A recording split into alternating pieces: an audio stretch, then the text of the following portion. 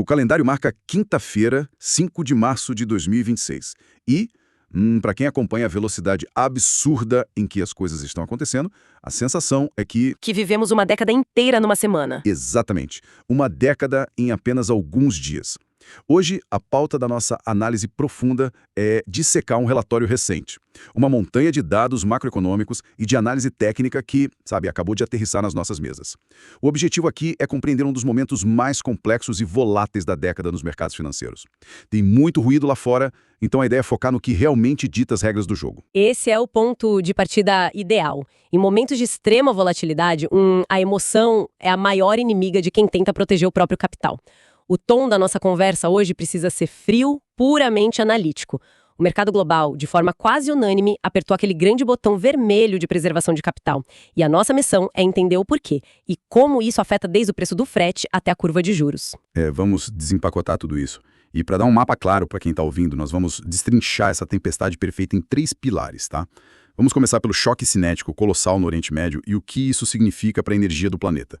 Depois a gente vai olhar para onde o capital está fugindo, essa busca global por ativos de proteção, e já adianto que tem uma surpresa digital bem interessante aí. Com certeza tem. E por fim, nós vamos descer para a nossa realidade, o delicado dilema fiscal e cambial do Brasil em pleno ano eleitoral. Mas antes de entrarmos nos dados, é fundamental dar um aviso rápido sobre a nossa lente de análise hoje. Sim, bem lembrado. Nós vamos inevitavelmente tocar em tensões geopolíticas graves e políticas fiscais internas. E isso envolve governos tanto à esquerda quanto à direita.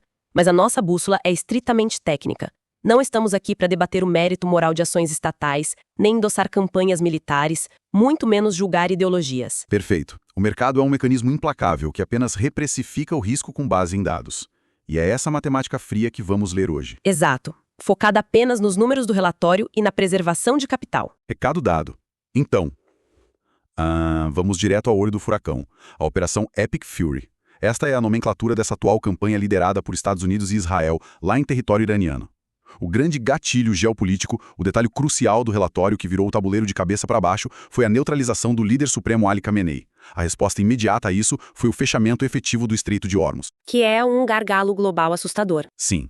Para quem talvez não tenha um mapa mental da região agora, qual é o tamanho real desse problema logístico? Dial. O dado vital que o relatório traz é que cerca de 20% de todo o suprimento global de petróleo e gás natural liquefeito passa por ali. 20%. Quando se garroteia uma artéria dessa magnitude, a cadeia de suprimentos da Europa e da Ásia entra em colapso quase que na mesma hora. E a conta já chegou pesada nas telas de negociação. O mercado não espera. Nós vimos o barril tipo Brent negociado rapidamente na faixa de $81,40 e o WTI oscilando ali entre $75,96 e 77,22. É o mercado cobrando o famoso prêmio de guerra no preço, né? É o prêmio de guerra puro, o risco de ruptura em tempo real. Mas sabe, o que me deixou chocado lendo o material não foi nem a ação do preço. Foram as rupturas físicas operacionais. As exportações do Iraque despencaram em 1,5 milhão de barris por dia. E não porque a produção parou, mas pela falta de rotas de saída. Os estoques estão saturados, o relatório aponta o risco de retirar até 3 milhões de barris diários do mercado se o conflito persistir. E a tensão logística só escala. A gente vê a Arábia Saudita tentando desviar cargas para Iambu, lá no Mar Vermelho, mas com os ataques a infraestruturas, como a refinaria de Ras Tanura, o alerta máximo se mantém, não tem rota 100% segura agora. É um caos. Total. E amarrando esse raciocínio para a prática, isso cria um desequilíbrio estrutural imediato, redefine os preços de equilíbrio no curto prazo e, o mais perigoso, injeta no mercado o medo de um choque inflacionário global. Se a energia sobe assim, o custo de absolutamente tudo sobe junto. O que nos leva perfeitamente ao nosso segundo pilar, o famoso flight to safety, o voo para a qualidade. Porque com esse medo de estagflação, que é aquela combinação tóxica de inflação persistente pelo petróleo e crescimento em desaceleração, o capital simplesmente foge do risco. Foge e procura o refúgio tradicional. Exato. A gente viu o índice dólar, o DDY, operando muito forte a 99,14. Consolidado como o porto seguro definitivo da economia americana. E adicionando as camadas técnicas a isso, a gente olha para as treasuries. Os rendimentos dos títulos do Tesouro Americano de 10 anos estão batendo 4,126%. O investidor prefere travar o capital no governo americano, mesmo com a inflação ameaçando, e o índice do medo, o VIX, ele deu um salto para a faixa de 22,04 a 22,26. Chegou a dar picos de 25,2 na hora do ataque, né? Sim, bateu 25,2 e depois deu essa leve acomodada recuperada nos 22, mas ainda é um nível de estresse claríssimo. Mas aqui é que a coisa fica realmente interessante.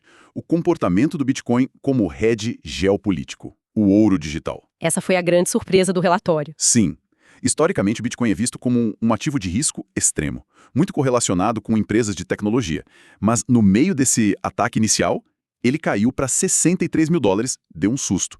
Só que logo em seguida ele subiu 8,3% muito rápido e recuperou a marca de 73 mil dólares. O que explica essa resiliência num cenário de guerra? Aponta um influxo recorde. Foram mais de 680 milhões de dólares entrando em ETFs de Bitcoin nos Estados Unidos em apenas 2 dias. O capital institucional, os grandes fundos, estão tratando a criptomoeda como uma alternativa resiliente ao ouro.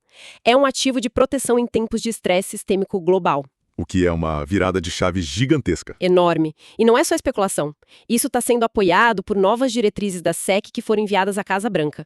Eles estão dando a clareza regulatória que os institucionais precisavam para usar o Bitcoin como uma infraestrutura de segurança fora do sistema bancário tradicional que está sujeito a gargalos e sanções de guerra. É fascinante ver essa transição ao vivo. Mas puxando agora a atenção para a América Latina, para o nosso terceiro pilar, o dilema brasileiro. Temos um contraste bizarro aqui. O Brasil tem uma taxa Selic a impressionantes 15%. Teoricamente, isso deveria ser um dos carry trades mais atraentes do mundo. Era para o dinheiro do mundo todo estar entrando aqui para ganhar 15% de juros. Exatamente. No entanto, o dólar rompeu a barreira de 5,25, está cotado ali a 5,2317, porque o real está apanhando tanto de pares latino-americanos como o peso mexicano e o peso chileno. Qual é o quadro geral aqui? O quadro geral é um furo no casco fiscal. O problema central é o prêmio de risco exigido pelos estrangeiros frente à nossa matemática orçamentária. Nós temos um déficit nominal projetado em dolorosos 8,6% do PIB para 2025 e 2026. Quando o gringo olha para os 15% de juros, ele faz a conta e vê que o risco do descontrole da dívida corrói esse prêmio. O relatório lista bem essas vulnerabilidades do nosso arcabouço. A meta de superávit de 0,25% já é vista com extremo ceticismo, porque existem bilhões em exceções fora da regra de ouro. Muitas exceções. Forças armadas, saúde, educação e até subsídios aos correios. Os analistas apontam que, na verdade, seria necessário um superávit de 2,5% apenas para estabilizar a dívida. Estamos há anos-luz disso. E tem a incerteza política gravando tudo. Estamos num ano eleitoral. A pressão por gastos sociais em 2026 é gigantesca e tem a especulação forte sobre a saída do ministro da Fazenda, o Fernando Haddad. Isso retira a âncora de confiança fiscal.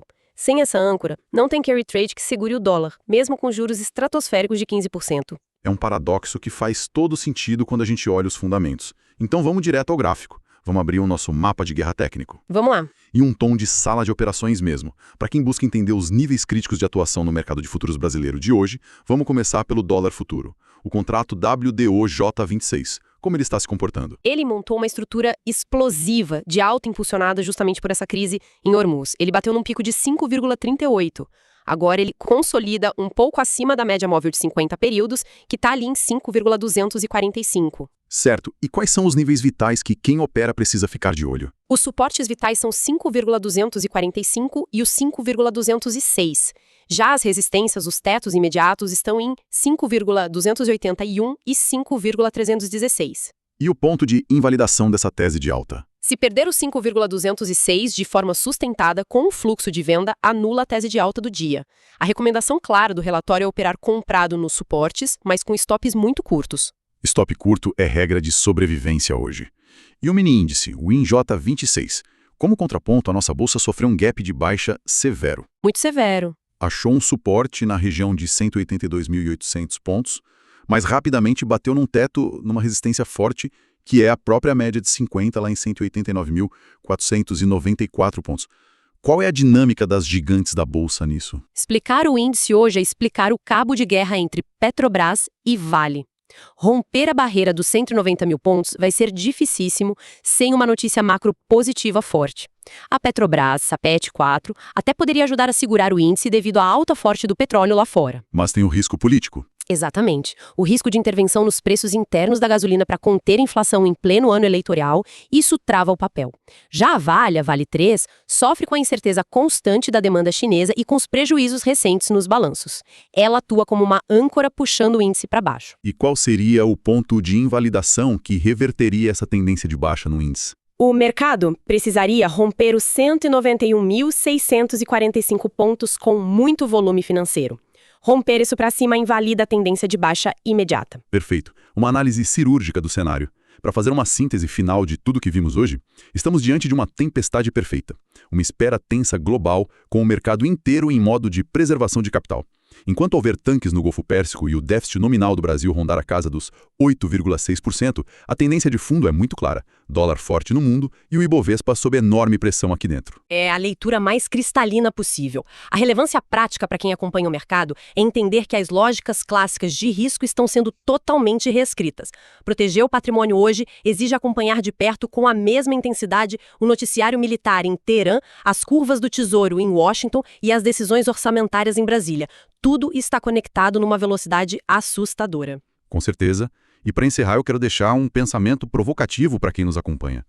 Uma reflexão contínua baseada no que discutimos. Excelente! Considerando que hoje os emissores de stablecoins estão sustentando boa parte do mercado de títulos dos Estados Unidos, financiando o governo americano, e que o Bitcoin começa a substituir o ouro institucionalmente em pleno cenário de guerra, será que o verdadeiro legado histórico desse bloqueio no Estreito de Hormuz não será o petróleo a $100, mas sim o exato ponto de não retorno em que ativos digitais se tornaram, de fato, a infraestrutura oficial de segurança para o capital mundial? É uma mudança de paradigma monumental para se pensar. Fique essa reflexão para todos.